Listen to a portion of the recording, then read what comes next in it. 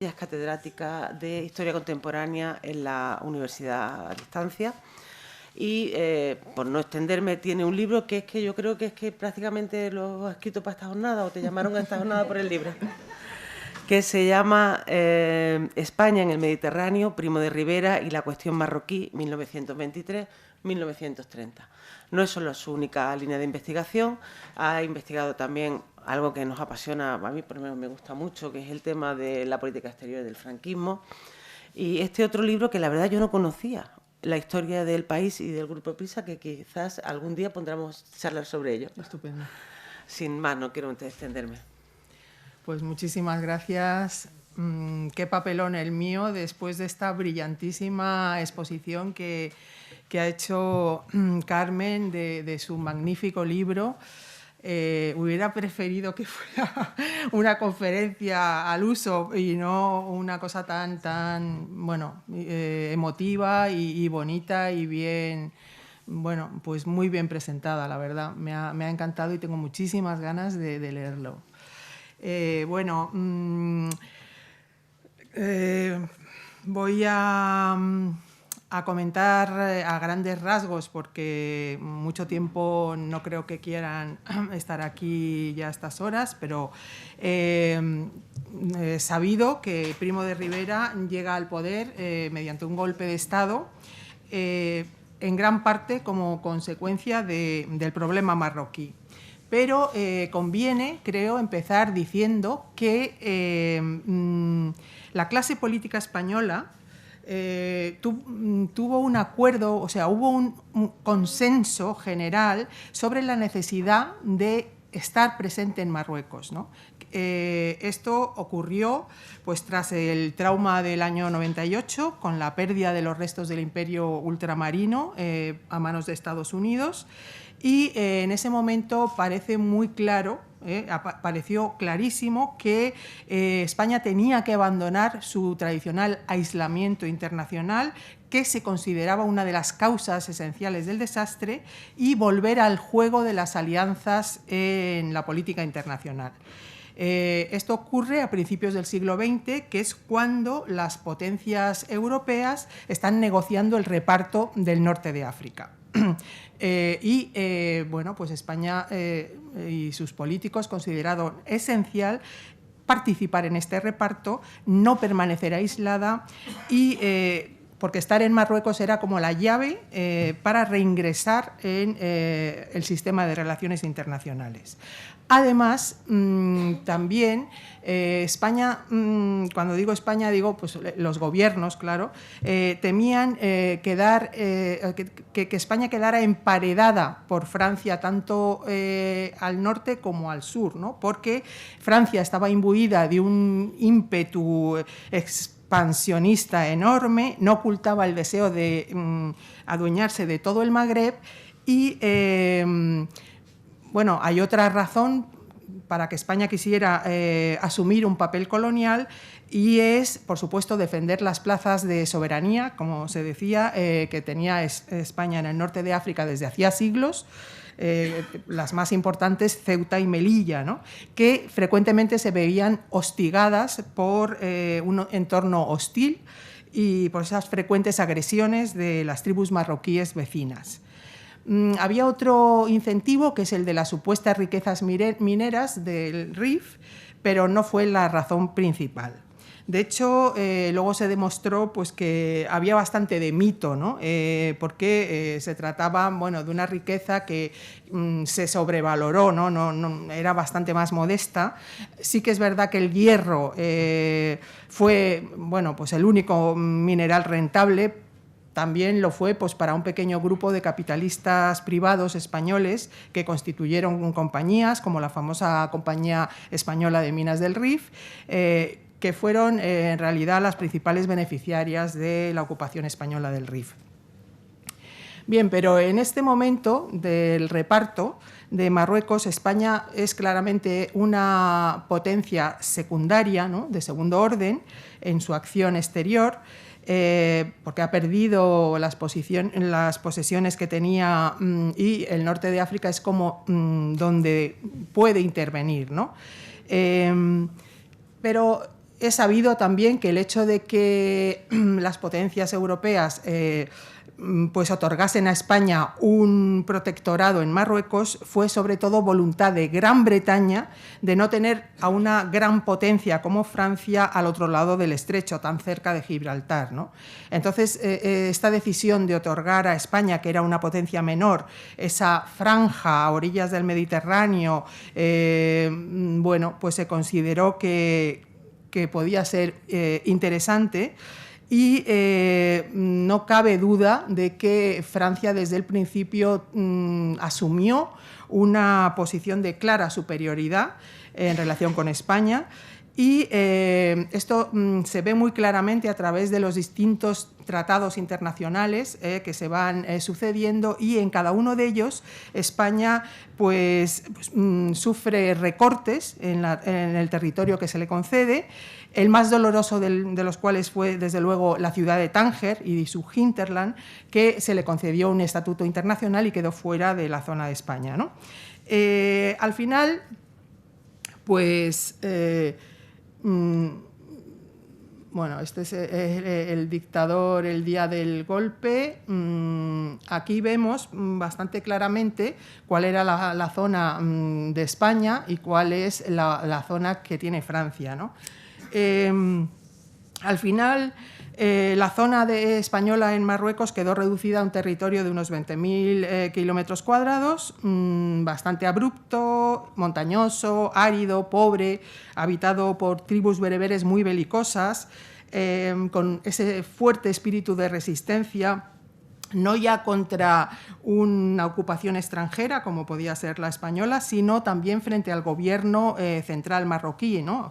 Frente al Maghzen, que para afirmar su autoridad y cobrar impuestos, pues tenía que enviar destacamentos armados, ¿no?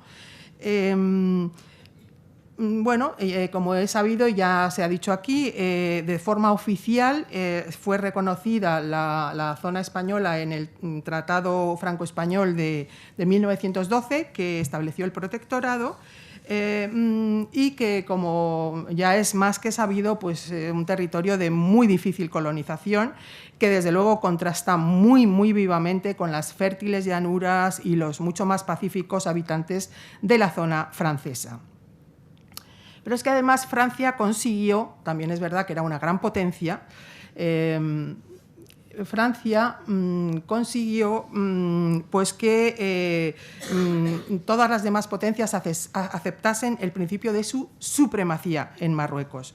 Es decir, en teoría, España y Francia en la letra de los tratados eran socias o compañeras en una empresa común, pero en la práctica lo que hubo fue grandes recelos, gran desconfianza, cuando no claramente directa rivalidad, ¿no? España, desde luego, se apresuró a imitar el modelo colonizador francés, a buscar inspiración en las ideas colonizadoras que ensayó el todopoderoso mariscal Lyautey, el residente general del Marruecos francés, pero lo que tuvo ocasión de comprobar es que la actitud de Francia no fue en absoluto de colaboración, sino de exclusión. Así que España pues tiene ya su zona de influencia en Marruecos, ha vuelto a la escena internacional, ha superado el aislamiento exterior, pero se está metiendo en ese avispero, ¿no? Que fue una expresión que se utilizó mucho en la prensa de la época, en un embrollo impresionante que le costó muy caro.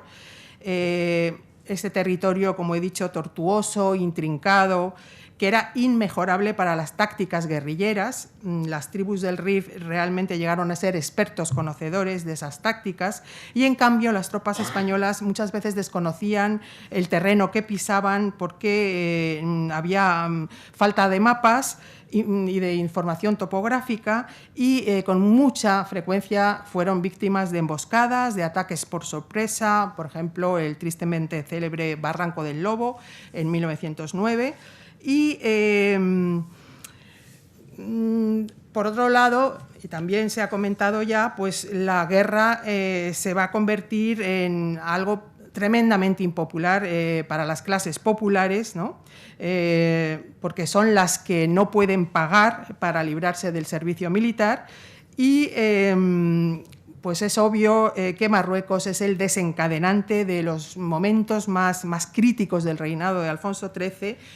Tenemos el Barranco del Lobo en 1909 y esa movilización de tropas del gobierno de Maura que van a tener como consecuencia virulentas protestas en Madrid, sobre todo en Barcelona, desembocan en la Semana Trágica, pero peor aún, ya lo hemos comentado, pues fue... esta es lo del año 9, algunas fotos sobre el Barranco del Lobo, en fin, los muertos, ¿no? Que se los están llevando en camilla. Y el 21, como ya se ha dicho, pues bueno, Anual supuso pues un grave desprestigio del sistema liberal español, de su máxima figura, el rey, que acabó al final precipitando el golpe de Estado de Primo de Rivera y el final del régimen constitucional. Fue una gran catástrofe, el peor ataque sufrido por los españoles. Sabemos que el general Silvestre, alentado, ¿no?, desde Madrid, fiado de su buena estrella, realizó un precipitado avance, consiguió en menos de un año duplicar el territorio marroquí que ocupaba España, pero esa sumisión de las cabilas era solo aparente, las posiciones difíciles de abastecer, indefendibles en caso de ataque, y ese ataque se produjo en el verano del año 21 y caen las posiciones, siempre se ha dicho como un castillo de naipes, ¿no?, y presas del pánico, las tropas huyen a la desbandada, los barrancos se convierten en cementerios, mueren, has dicho, entre 7.000 o 10.000, ¿no?, soldados, y por supuesto las cacas rifeñas acaudilladas por Abdelkrim llegan a las puertas de Melilla, ¿no? Es decir, se pierde en pocos días el esfuerzo realizado durante años. Y en esa caótica retirada, también es sabido, Silvestre murió, no se sabe si se suicidó, su cuerpo nunca fue hallado, y hay nada menos que 1.200 soldados al mando del general Navarro que sufren un duro asedio, la mayoría finalmente son asesinados, excepto 400 que van a ser hechos prisioneros, Esto pues son algunas también tremendas imágenes, ¿no?, de los cuerpos ahí acumulados en el camión, en fin.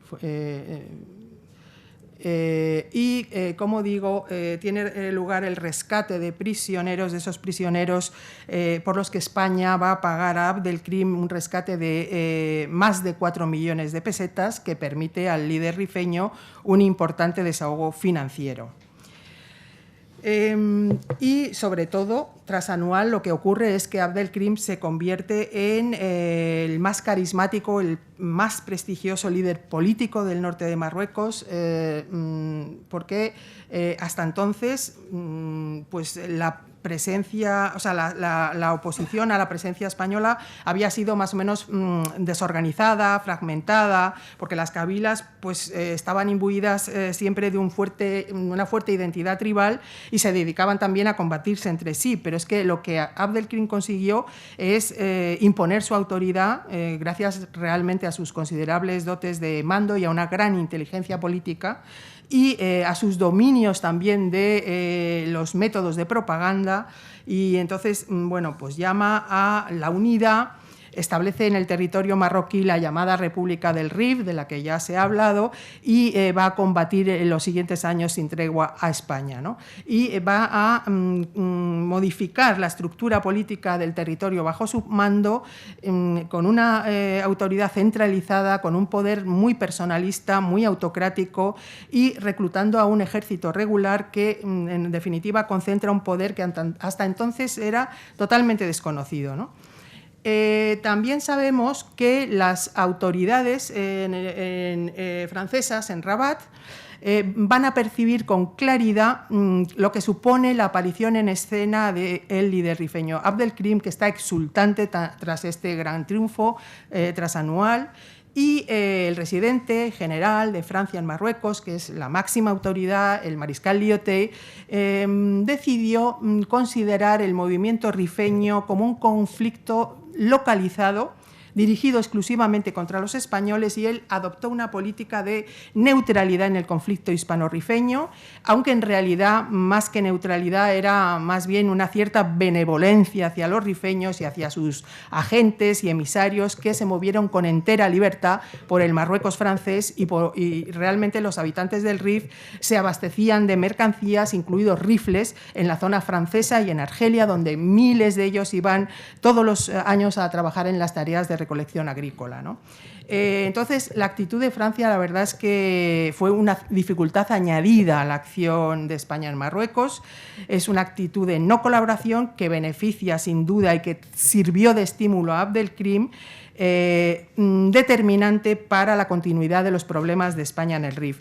Y de hecho, algún autor francés, un gran historiador como fue el marroquí Germain Ayache, afirmó que los rifeños, especialmente Abdelkrim, encontraron en la actitud francesa un apoyo sin el cual, dice, no hubieran podido resistir a los españoles tan fieramente y durante tanto tiempo, ¿no? Por supuesto, claro que sí, hay que también hablar de que la actuación de España como potencia colonial pues fue bastante incompetente, en el sentido de que había una deficiente organización del protectorado, alguna corrupción entre los que lo administraban, irresponsabilidad, improvisación, incoherencia. Se puede hablar de mucho de esto, ¿no? Pero es obvio que había un estado de guerra permanente entre las tribus, y entonces la administración española tuvo siempre un carácter militar, o predominantemente militar. No se estableció un verdadero protectorado, ¿no?, que comportaba la obligación de la colonia, o sea, de la potencia colonial, de respetar leyes, usos, costumbres de los marroquíes, sino un gobierno directo en que el control efectivo estuvo en manos de los militares, además muy jaleados, ¿no?, por el rey Alfonso XIII, que bueno, pues el ejército acaba imponiendo sus decisiones en Marruecos, y en la península también, en gran medida, digamos, el factor militar fue muy importante, ¿no? Es verdad que además tenía pues una desorbitada inflación de oficiales, se gastaba la mayor parte del presupuesto en pagar sueldos, no en cambio en modernizar el equipo o mejorar la instrucción. Todo esto ya nos lo han contado mucho todos aquellos, por ejemplo, que han investigado a fondo lo que fue Anual. Bueno, además eso, muy impopular la guerra, porque en general pues se pensaba que era una guerra mantenida para defender los intereses de unos empresarios mineros, y entre los propios reclutas y soldados que están en Marruecos pues había cundido bastante la desidia, la falta de disciplina de todos esos soldados que no tenían dinero para evitar ir a Marruecos, ¿no? Es un periodo, por otro lado, de crisis de la restauración. Todos estos gobiernos del reinado de Alfonso XIII van ensayando políticas, pero siempre aprisionados por un tremendo dilema, ¿no? Un dilema. Bueno, este es una serie de personajes del gobierno, digamos, de Abdelkrim, este es el mariscal Lyautey, y bueno, pues una serie de fotos para que podamos ver, ¿no?, esto de que realmente se convierte en una carga tremenda, ¿no? La aventura colonial de España, pues en fin, cuesta muchísimo dinero a las arcas del Estado, además del número de vidas humanas, ¿no?, que caen allí, y se convierte pues en el tema central de la política española, una pesadilla absoluta que envenena todos los demás conflictos, exacerba todos los demás temas, ¿no?, en la crisis que se ha llamado del régimen de la restauración. Porque hay una gran impotencia, o este dilema del que antes hablaba, y es que España ha contraído un compromiso internacional para estar en Marruecos, ¿no? Y eso es lo que le lleva a tener un papel en la política internacional, pero al mismo tiempo constituye una intolerable sangría de recursos humanos y materiales, ¿no? Y esta es la situación que me he extendido bastante, pero es que es muy importante para ver qué pasa cuando llega Primo de Rivera al poder en el año 23, ¿no? Él llega con la importante promesa de solucionar de una vez por todas la pesadilla de Marruecos. Hay un manifiesto que hace durante el golpe de Estado. La verdad que juega a la ambigüedad, porque dice que sí, que lo va a solucionar, pero no deja claras ninguna solución, ¿no? Desde luego, Primo de Rivera tenía unas conocidas y arraigadas convicciones abandonistas, que las había manifestado públicamente, que España tenía que abandonar Marruecos, que la empresa marroquí no tenía sentido, que era un territorio ingobernable, carísimo de mantener, que era un desastre económico, que se gastaban 150 millones al año por mantener unos territorios que no tenía ningún sentido aquello, y que había que concentrar el esfuerzo en reconstruir interiormente España. Y bueno, pero vuelvo sobre lo mismo. Él sabía, igual que los gobernantes que le habían precedido, que España no podía abandonar sin más Marruecos, ¿no? Eso sería una humillante declaración de impotencia de cara a las demás naciones de Europa, y sería un desprestigio internacional para España, ¿no? Entonces, había que retirarse honrosamente. Y entonces, ¿qué podía ocurrir? Bueno, Primo de Rivera habló, y ya era algo de lo que se hablaba antes, de un intercambio de Ceuta por Gibraltar con Gran Bretaña. Esto le valió ser cesado del puesto que tenía, importante en 2 ocasiones, tanto en el 17 como en el 21. Lo cesan por públicamente expresar esto, ¿no? Bien, entonces me voy voy a insistir un poco, si acaso, en lo que comentó Santi ayer. Efectivamente, él llega al poder y aprueba un plan de repliegue hacia esa línea llamada Estella, porque quería, pues, que en vez de que en la zona hubiera 125.000 soldados, pues hubiera 50.000, ¿no? Y va a llevar a cabo ese viaje, ¿no?, por la zona oriental del protectorado, para intentar convencer a oficiales, a jefes del ejército, que hay que retirar las tropas. Y en Bentiev ocurre todo lo que nos contó ayer Santi.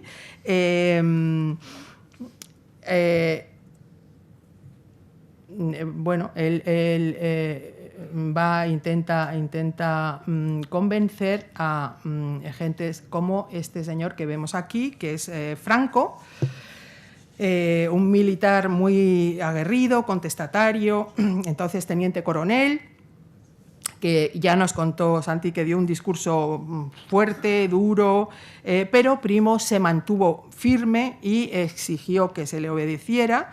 Y, como nos contaba, el líder de la legión le ofrece su dimisión, el dictador no la acepta, y, por supuesto, todo esto se impide que salga a la luz. Había periodistas, porque Santi encontró ese expediente, por ejemplo, de un periodista tan interesante, pero todo eso en su día no lo contó la prensa en absoluto, porque estaba prohibido publicar sobre Marruecos. Entonces, ¿qué ocurre? Que Primo necesita, sí, reducir gastos, pérdidas humanas en Marruecos, lleva a cabo el repliegue hacia la costa, con miles de bajas, sobre todo en la evacuación de Schawen, como también nos contaba ayer Santi, pero que no tuvo el efecto deseado. Es decir, no permitió cumplir a Primo de Rivera el objetivo de reducir gastos y contingentes, porque Abdelkrim va a explotar entre las cabilas esta retirada española, pues, como, bueno, una nueva victoria, y su prestigio ya aumentó muchísimo, ¿no? Y entonces, ¿qué va a hacer el dictador? Pues intentar a continuación ensayar como distintas vías de actuación, mira en todas las direcciones a ver dónde puede haber alguna posibilidad, algún camino, ¿no? Uno de los caminos fue tratar de negociar términos de paz con Abdelkrim. Se le ofrece una amplia autonomía de la zona rifeña. Hubo muchas negociaciones, esto está en los archivos, aunque solo se conoce las negociaciones para el rescate de los prisioneros, pero es que hubo en época de Primo de Rivera bastantes negociaciones, y Abdelkrim listo, siempre dejó teóricamente abierta la puerta a la negociación, pero realmente esas sucesivas conversaciones de paz entre españoles y rifeños atestigua que Abdelkrim pues, las utiliza pues, como una maniobra dilatoria para ganar tiempo, para efectuar preparativos bélicos, intenta pues, fingir esa voluntad negociadora que yo creo que en realidad no tenía, porque no estaba dispuesto a aceptar nada que no fuese la total independencia de la República del Rif, y esto era totalmente incompatible con los compromisos internacionales de España, ¿no?, en su tarea de protectorado. Bien, otro camino, otra vía, pues hacer como tanteos con a un nivel diplomático con las potencias europeas para una redistribución territorial negociada en el área del Estrecho de Gibraltar. Entonces, bueno, se contempló la posibilidad de denunciar el Tratado Franco-Español del 12, de proponer una internacionalización de la zona española, de negociar una permuta. Lo de la permuta es algo muy insistente. Bueno, esta es una... Perdón que no estoy... bueno, yo le he escogido esta como, como símbolo, ¿no?, del repliegue que se hace. Aquí aparece Ceuta y aparece Gibraltar, ¿no?, para que vean más o menos por qué surgió, ¿no?, esta idea de la permuta. Esta permuta tenía que ser con Gran Bretaña, pero también se intentó y se tanteó el ceder todo el interior del protectorado español a Francia a cambio de obtener Tánger, ¿no?, que era como la joya de la zona y no estaba en poder de España, ¿no? Y España siempre tuvo ese irredentismo en relación con Tánger, pero bueno, todo esto no llegó a efecto porque las potencias en general pues, no estaban interesadas en modificar el statu quo, se mostraron más bien poco receptivas en este momento, en los años 20, ¿no? Bueno, pues en el año 25, en la primavera, Abdelkrim está eufórico, está dispuesto más que nunca a proseguir la lucha, y es en ese momento cuando va a cometer lo que se vio claramente que fue un error estratégico, que fue atacar el protectorado francés. Francia, la superpotencia colonial con una larguísima experiencia en el norte de África, siempre había comentado en tono muy despectivo los reveses del ejército español frente a las tribus del Rif. Hay que leer la prensa colonial francesa de la época y ver cómo tratan de despectivamente la acción española. Bueno, pues en aquellos años, en aquel momento, en aquellos meses, estuvo al borde del desastre, del gran desastre, ¿no? Porque los triunfos rifeños sobre los franceses fueron absolutamente espectaculares. Se llegó a temer la caída de la propia Fez, que era la capital religiosa del imperio, y ese sistema de defensa organizado en el frente norte francés, a base también de múltiples pequeñas posiciones, demostró ser peligroso e inútil ante el ataque rifeño, igual que había ocurrido antes en la zona española, ¿no? Fueron incapaces de defender y abastecer esos puestos, asediados, y tuvieron que hacer lo mismo los franceses que habían hecho antes los españoles, evacuarlos al precio de grandes, muy elevadas bajas. Solo de una manera, que fue enviando masivamente efectivos, los franceses lograron contener algo este ataque. Y mandando los más modernos medios de lucha, ¿no? O sea que el ataque rifeño fue arrollador y los franceses se vieron entonces en una situación muy delicada, ¿no? Bien, al atacar al ejército francés, el líder rifeño pues abre ese segundo frente, que fue fatal para él porque provocó una alianza franco-española. Abdelkrim, como sabía que las tensiones entre Francia y España eran tremendas, nunca pensó que una alianza entre Francia y España era posible. Pero en ese momento, viéndose tan apurada Francia, pues sí que va a intentar llegar a ese acuerdo militar, ¿no?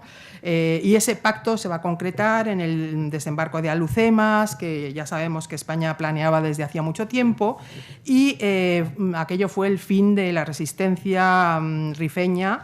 Y aquí es donde llego a bueno, pues a una confrontación historiográfica, porque algunos historiadores han afirmado, y veo que todavía hoy afirman, hay algún historiador joven además, amigo por aquí de alguno de los conferenciantes, bueno, Julián Paniagua, que ha escrito varios artículos, pero uno concretamente se llama ¿Cómo ganó España la guerra del Rif? Y vuelve a insistir en una idea ya vieja, porque bueno, pues en plan geográfico, pues se dijo en su día que Primo de Rivera era un gran estratega y había concebido un audaz, un ingenioso plan, de repliegue del año 24, justamente con la idea de empujar a Abdelkrim hacia el protectorado francés y forzar a Francia, una vez atacada, a imponer esa colaboración militar, ¿no?, con un enemigo común. Bien, es verdad que esta tesis también la introdujo,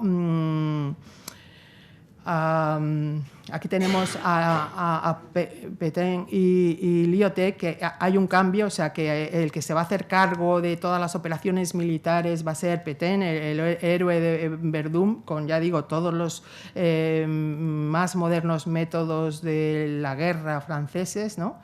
Y aquí tenemos al general Francisco Gómez Jordana y su libro La tramoya de nuestra actuación en Marruecos, que se publicó en el año 76, al que siguen dando crédito algunos historiadores, por lo que veo, y que efectivamente dice que fue totalmente una estrategia de Primo de Rivera, que tenía un plan en distintas fases y que se cumplió perfectamente.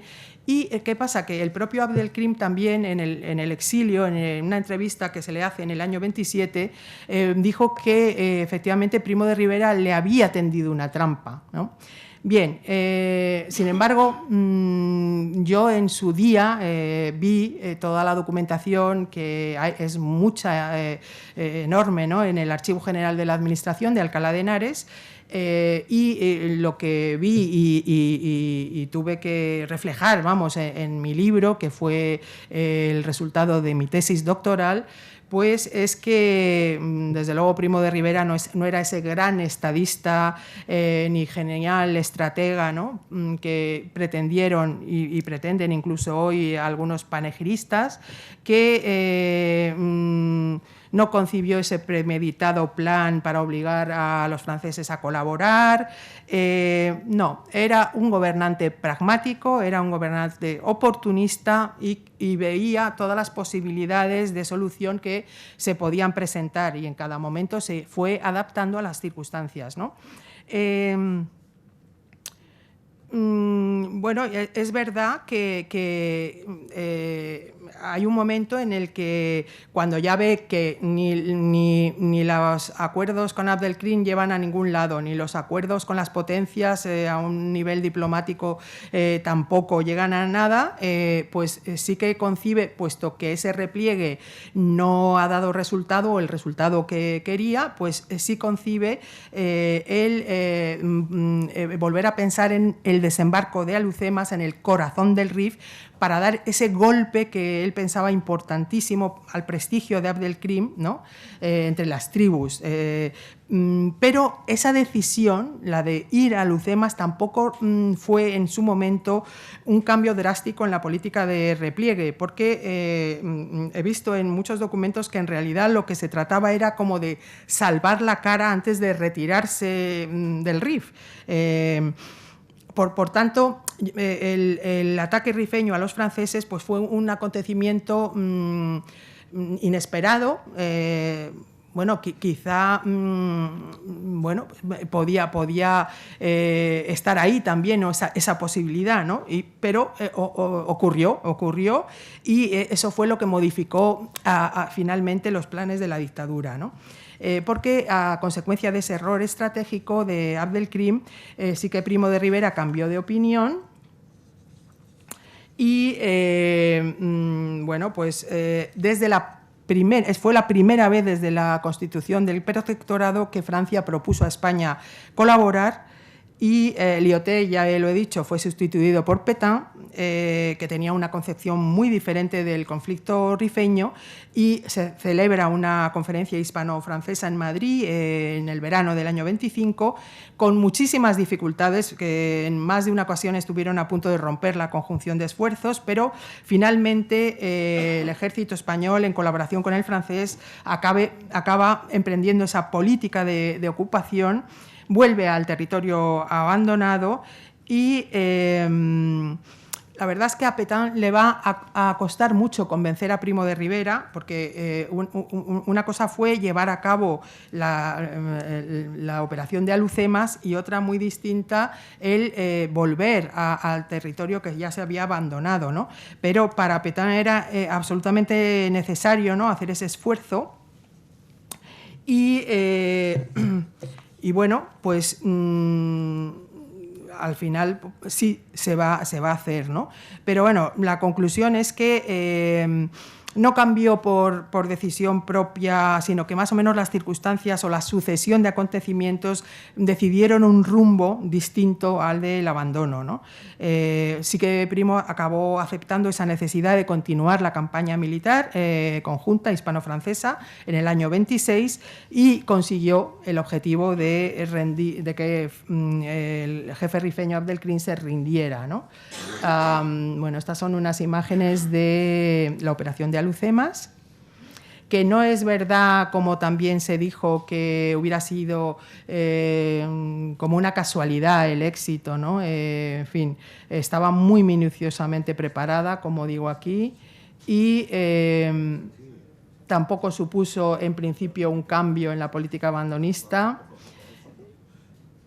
Bueno, y ahora vamos con, digamos, bueno, finalmente ya digo que se somete a Abdelkrim, la guerra del Rif, la verdad es que enseguida luego, después de la rendición de Abdelkrim, el desarme y sometimiento de las tribus se produjo con mucha rapidez y en los años siguientes, pues bueno, se ahonda en la penetración del territorio, pero la zona española siguió siendo muy onerosa para las arcas del Estado, ¿no? O sea, y ya para terminar, porque tampoco me quiero extender mucho, había pensado hablarles también de la política exterior que Primo va a desarrollar después de este triunfo, ¿no?, de acabar por fin con el problema del Rif, pero creo que lo voy a dejar aquí y voy a decir algunas palabras sobre un tema muy controvertido que es el de la guerra química, ¿no?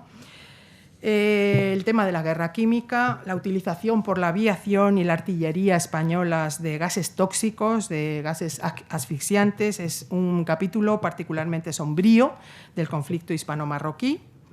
Desde luego se utilizó la hiperita o el gas mostaza durante la Gran Guerra, que produjo devastadores efectos, y desde el Tratado de Versalles del año 1919 estaba totalmente prohibido internacionalmente su uso. Primo de Rivera, durante la Guerra Mundial, hizo una visita a los frentes bélicos en compañía de Martínez Anido y pudo comprobar la efectividad de esos gases asfixiantes, de esas armas químicas, que luego iba a utilizar en el protectorado marroquí. La verdad es que es un gas que causa quemaduras en la piel, pero sobre todo inflamación en los ojos hasta el punto de pérdida de visión e incluso ceguera permanente. Bueno, pues parece ser que esta decisión de utilizar estos gases se va a producir después del desastre de Anual, pero bueno, hay muchísimos autores como Ángel Viñas, Juan Pando, María Rosa de Madariaga, Sebastián Balfour, Pablo Laporte han confirmado el uso de estos gases. Pero España carecía de estos gases tóxicos por no haber participado en la Primera Guerra Mundial. En junio del año 22, la Comandancia General de Melilla instaló un taller para producir proyectiles de gases para cañones y en 1923 los pilotos españoles comenzaron a bombardear a los rifeños con este gas, el gas mostaza.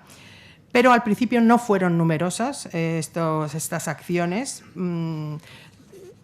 ¿Perdón? La Fuerza Aérea tenía pocos aviones y las bombas escaseaban. las cosas cambiaron considerablemente con la llegada al poder de Primo de Rivera en septiembre del 23. Él dio una importancia especial a la utilización de las armas químicas y en pocos meses incrementó de un modo notable el número de bombardeos aéreos.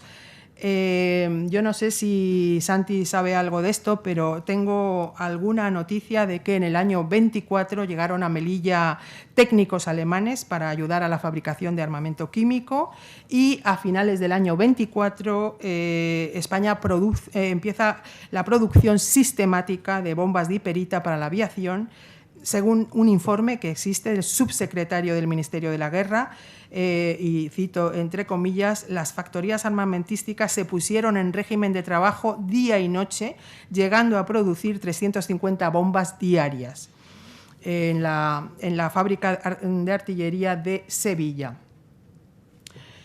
Así que se incrementó el uso de gases tóxicos, bombas incendiarias, hiperita. También hay otra fábrica importante que es la de Marañosa, la Marañosa, en las afueras de Madrid. Bueno, que parece ser, por lo que también ha investigado Alejandro Quiroga, que es el autor de una biografía sobre Primo de Rivera, sobre todo cobraron importancia estas armas en los años 24 y 25, ¿no?, cuando se produce el repliegue de las tropas españolas, porque claro, quedaron en manos de los rifeños las 3/4 partes del territorio español, y eso permitió a Primo de Rivera utilizar gas mostaza en amplios sectores que controlaban los rebeldes. Y sí que los aviadores españoles bombardearon poblados, zocos. Esto lo dice Quiroga, no sé, ya fuera el día de mercado o la víspera, de manera que, dada la persistencia de la hiperita, el lugar quedaba contaminado durante 2 o 3 semanas.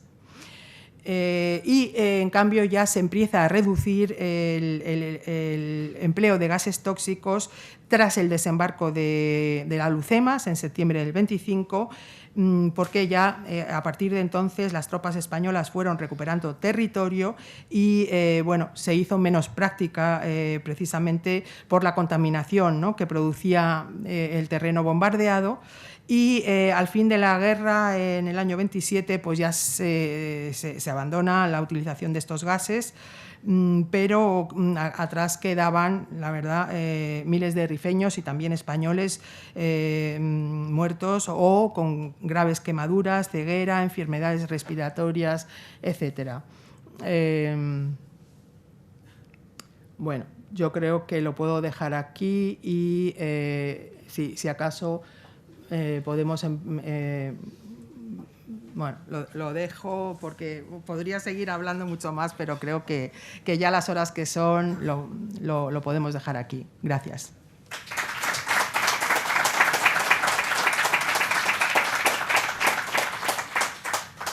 Bueno, muchas gracias, Susana. Creo que has mantenido la atención de este público, que no sé si ahora queréis preguntar algo. ¿Tenéis? Bueno, vamos a empezar por allí atrás. Gracias.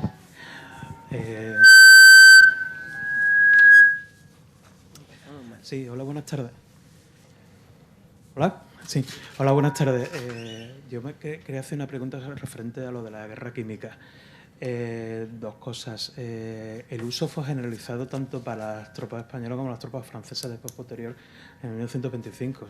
Las tropas francesas, cuando ocupan algunas cabilas en su ofensiva desde el sur del protectorado español, utilizaban masivamente gas, los tipos de gases que estaban utilizados en la Primera Guerra Mundial. Es contradictorio muchas veces el uso, porque muchas veces los propios informes y también las personas que también se dedicaban al bombardeo, cito a las memorias de Hidalgo de Cisneros, que fue jefe de una escuadrilla de bombardeo Farman, que además se dedicaban a bombardear con gas mostaza. Y una cosa que también vieron tanto franceses y británicos, incluso alemanes, en la Primera Guerra Mundial, que la inefectividad del bombardeo aéreo, en el sentido de inefectividad de lo que se esperaba con esa nueva arma. Una inefectividad del bombardeo aéreo, pero era una verdadera arma psicológica bestial. En toda guerra colonial, incluso los italianos hasta el año 34 35 en Abisinia utilizaron gas mostaza. Los británicos, me parece, que también intentaron hacerlo en Irak por los años 20. Es decir, el uso de potencias o ejércitos occidentales de la guerra química para, entre ellos, rebeldes o ejércitos así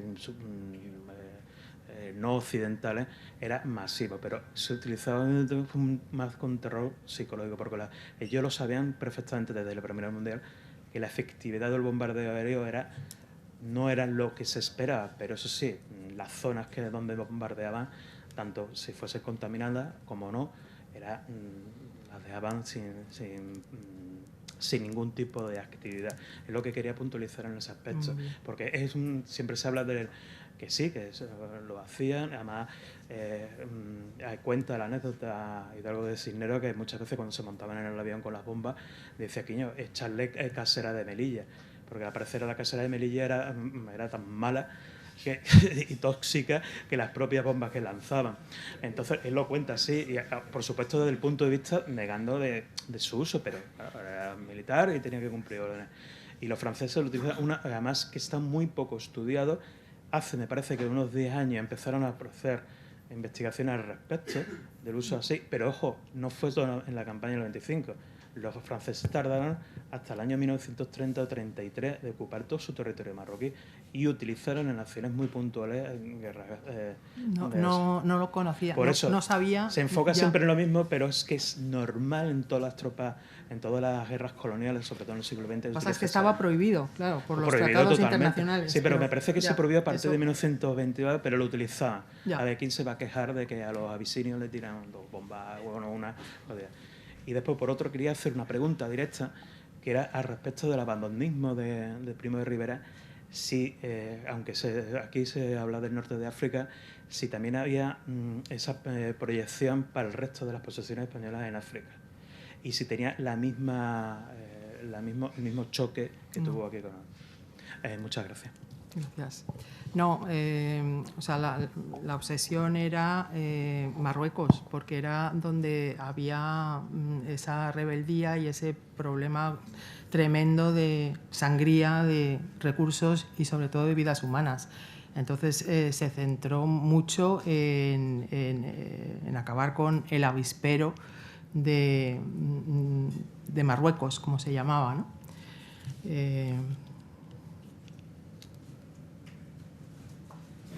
Tenía dos cuestiones muy distintas. Pero un momentito, José. Tenía dos cuestiones muy distintas. Una, si nos puede hacer un apunte, porque sí parece que tras Alucemas, Primo de Rivera va a volver a la cuestión tangerina. Yo creo que es una gran experta. Un pequeño apunte sobre este tema y luego te voy a hacer otra. Sí, pues en efecto el tema de Tánger, bueno, da para mucho, ¿no?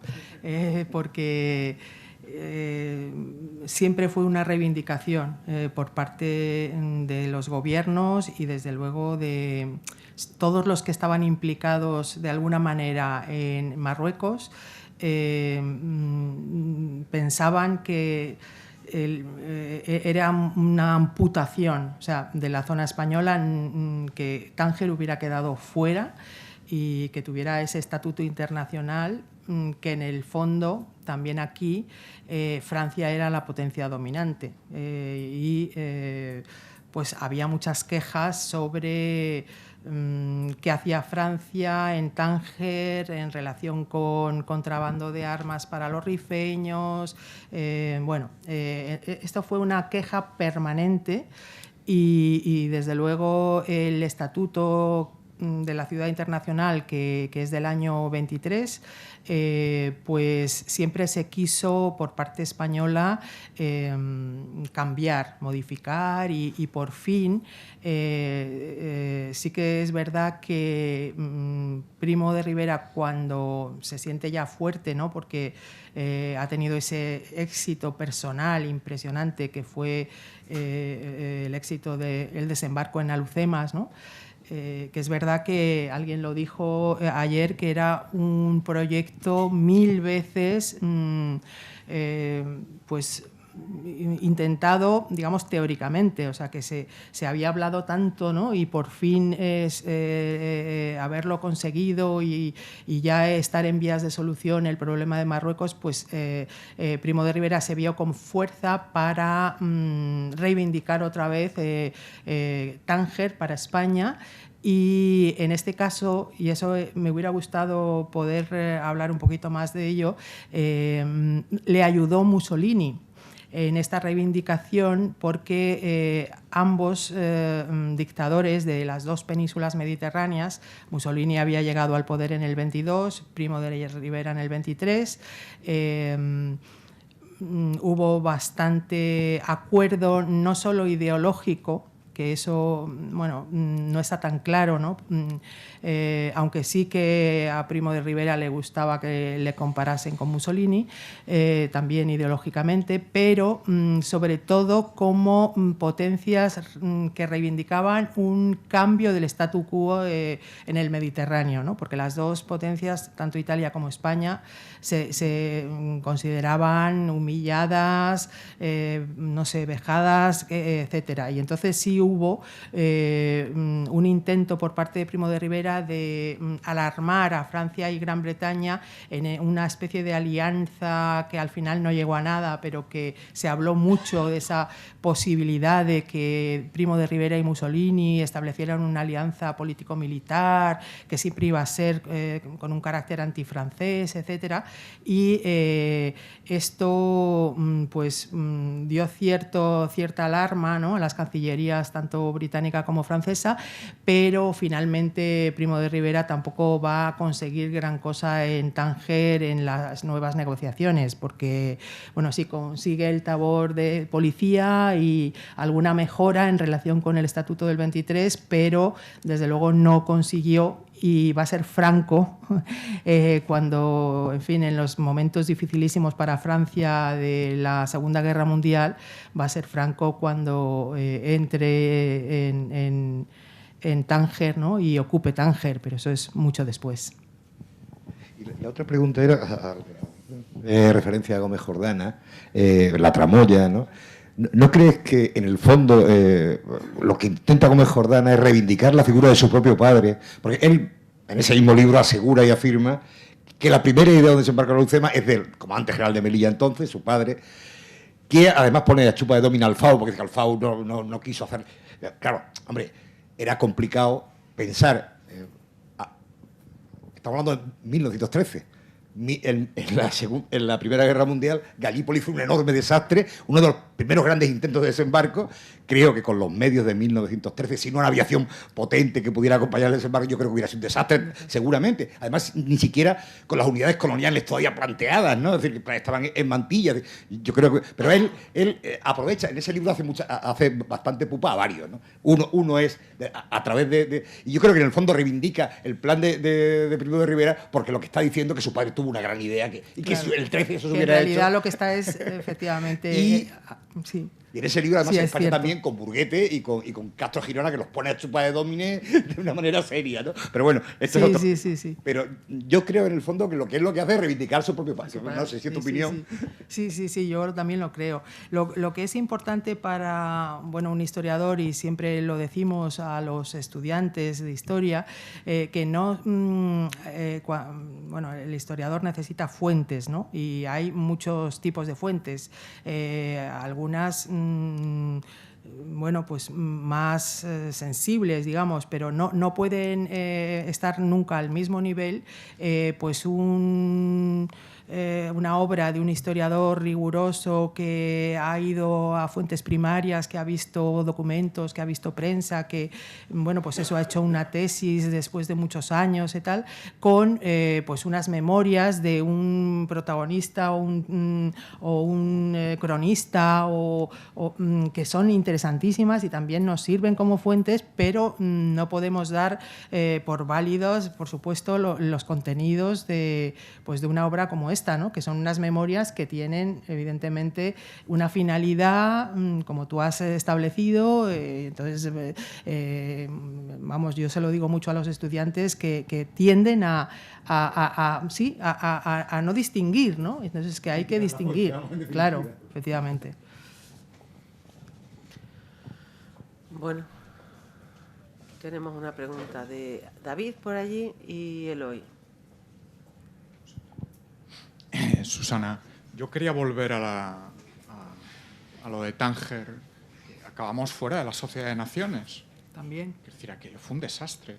El primer día, hablando con José Antonio, yo planteé que si Primo se retira a finales del 26 o comienzos del 27, hubiera sido un héroe. Hubiera cumplido con esa misión de cirujano de hierro, de solucionar el gran problema que tenía España, que era Marruecos, pero no, quiso perpetuarse. Y la pregunta es muy clara. Al querer perpetuarse, luego vinieron todos los problemas. O sea, vino la salida de la Sociedad de Naciones, el problema de la vivienda, suprime el arma de artillería, el CRA del 29, el problema educativo. La pregunta es muy clara. Al perpetuarse Primo de Rivera fue el gran causante de la caída del rey. Se llevó al rey consigo. Claro, si supuesto. Primo se hubiera retirado, hubiera habido la posibilidad todavía de que el rey Alfonso XIII se hubiera salvado. Es complicado porque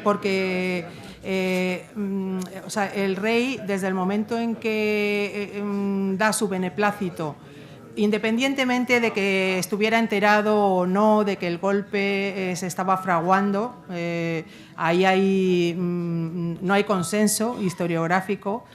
Hombre, parece un poco difícil pensar que no estaba enterado, pero bueno, independientemente de que lo estuviera o no, lo cierto es que él dio su beneplácito a el régimen de Primo de Rivera, es decir, no hizo nada para contrarrestar ese golpe, al contrario, le dio el poder, vamos, o sea, y desde ese momento estaban unidos ya, o sea, dictador y Primo y rey estaban casi un poco lo que le pasara a uno le pasaba al otro, ¿no?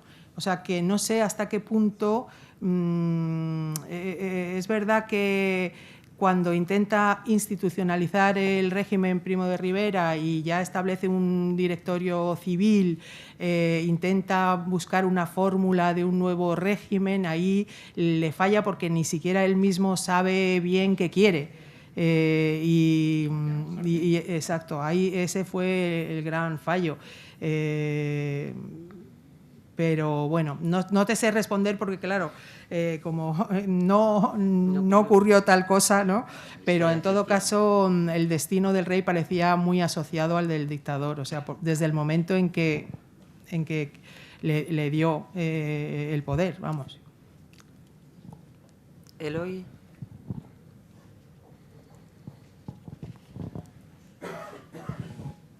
Sí, dos reflexiones sobre dos temas que yo creo que habría que profundizar. Uno es sobre el protectorado o la zona de influencia concedida a España como una imposición inglesa contra, digamos, la voluntad francesa. Yo creo que eso hay que matizarlo o cambiarlo, sinceramente, porque ¿qué hubiera hecho Francia con una España que hubiera sido la plataforma del contrabando de armas hacia los marroquíes? Que hubiera, evidentemente, una España alejada del reparto de Marruecos se hubiera convertido en la puerta de entrada para rearme de los marroquíes, en detrimento de Francia, y se hubiera aprovechado, además, por la inquina, además, que se tenía contra los franceses. Eso habría que revisarlo un poco. La otra cuestión es sobre el abandonismo de Primo de Rivera. Es un abandonismo que tuvo que desechar después porque, bueno, no era rentable ni era posible, ni además sabían exactamente qué hacer con ese abandono y cómo se podía llevar a cabo y qué implicaciones tendría. Y eso me lleva un poco a comparar a dos grandes figuras que, si no eran exactamente abandonistas las dos, sí que tenían claro que el problema de Marruecos lastraba el futuro de España. El problema de Marruecos o favorece o facilita la dictadura de Primo de Rivera, y el otro abandonista, que no era abandonista, pero sí que quería civilizar el protectorado, era Manuel Azaña. las medidas de hazaña, sobre todo de recorte del presupuesto para Marruecos, que afectaba directamente al ejército, reducción de tropas, de acuartelamiento, en fin, de dinero que iba para el ejército y se podía utilizar como se utilizaba y se utilizó muy mal y muy corruptamente, como sabemos perfectamente. Y se llevó la República por medio. Ya. Es decir, que como tú decías en tu magnífico libro de hace ya 30 y tantos años, Hace mucho. no solamente durante el primer tercio del siglo XX Marruecos ha sido fundamental para España, sino hasta el 56. Sí, absolutamente. Y no sabemos todavía cómo utilizar o cómo ubicar la historia de las relaciones de España con Marruecos en las historias generales de España. Eso es algo que A mí también me llama la atención y me sorprende, efectivamente, que no esté más presente, porque es que es el tema central absolutamente de, como tú dices, más allá del primer tercio del siglo. Yo soy más o menos experta en el primer tercio, ya la República y hasta tan lejos como tú propones, pero estoy segura que sí, efectivamente. O sea que los historiadores deberíamos de tener más claro eso que comentas, sí, que es un tema que es que lo determina muchísimas cosas de la política interior y de cómo está España en el mundo, o sea, mucho más importante, tiene más importancia de la que habitualmente le hemos dado. Bien. ¿Alguna pregunta más? Pues nada, damos por terminada la jornada. Sabéis que podéis recoger el libro que se ha presentado. Por hoy. Por hoy. Sí, es que no es normal que haya viernes. Podéis recoger el libro, si alguien quiere que se lo firme la autora. Como está aquí el director. Muchas gracias, Susana, por tu brevedad. Creo que hemos cumplido. De todas maneras, como estaba aquí José, que es el que